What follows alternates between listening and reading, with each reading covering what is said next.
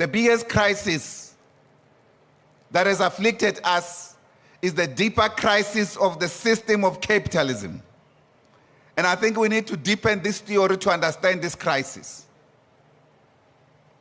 At the same time, this crisis, requires the revitalization of the African liberation agenda towards a socialist future, which should be the basis for the reconstruction also of the African left, as well as the African economies.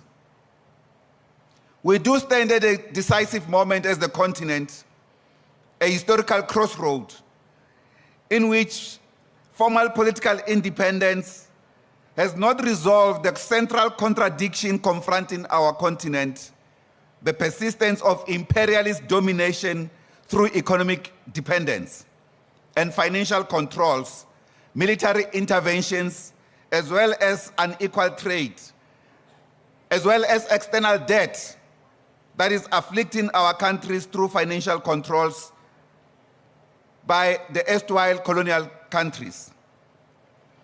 Equally, the continent is afflicted by political influence of what we call Comprador elites. In other words, these are elites in countries that do not work for themselves, but work for other countries. But they use their space in their own country to say they are working for their countries. This is what we call compradorialism. And therefore, the task of the African left, including the BNF, is to first defend the gains of national liberation, but also advance them towards socialist transformation. So imperialism today has changed its character, but it is the same imperialism. It is therefore critical that the national liberation project, which has remained incomplete, must be completed, but taking into account the new era. And the BNF seems to have embraced the concept of the new era in terms of challenges. Because, comrades, take in our case, in South Africa, the victories that we won against colonialism and apartheid represented just a mere democratic advance. In other words, they only allowed us to take decisions, to take political power. And yet, the political power that we inherited from the apartheid regime was a hollow political power because they kept the economic power. That's why after 3 decades, South Africa, with the biggest economy on the African continent, has got one of the highest inequalities in the world and higher rates of poverty. This can be resolved if we change the manner in which we address the African challenges as a people, as well as an economy. At the same time, imperialism has entered a new phase of continental recolonization. We have seen in other countries, for instance, in Djibouti, the NATO group, which is the military wing of imperialism, has established the Africa Command Base. It used to be in Germany. It is now Lieutenant General from ZANU-PF. It is now in Djibouti. The main mission of that base is the control of the African continent politically, but it has come through military. Many of you do not even know that they exist. They are there. They are overseeing our skies. So in other words, we need to understand this change of imperialism from its old orthodoxy to the current form. At the same time, Comrade President, you spoke quite excellent about the challenges that is facing the youth of the African continent today and their responsibilities. We fully share that with you.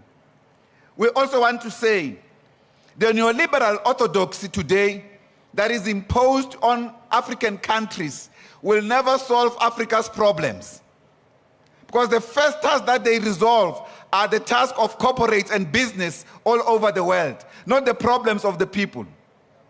The continent's resources can end poverty within a decade. But at the same time, these resources are not under the proper control of the African masses or even their government. Again, comrades, the crisis of African or capitalism today, which they want to create as an African capitalism, requires socialist alternative. In other words, there are a few areas that have been raised that we share from the various speakers. But the central question is how to confront the question of national sovereignty for African countries. Comrade President, if any nation in this continent that has the right to develop its own currency, it should not beg resources from another country.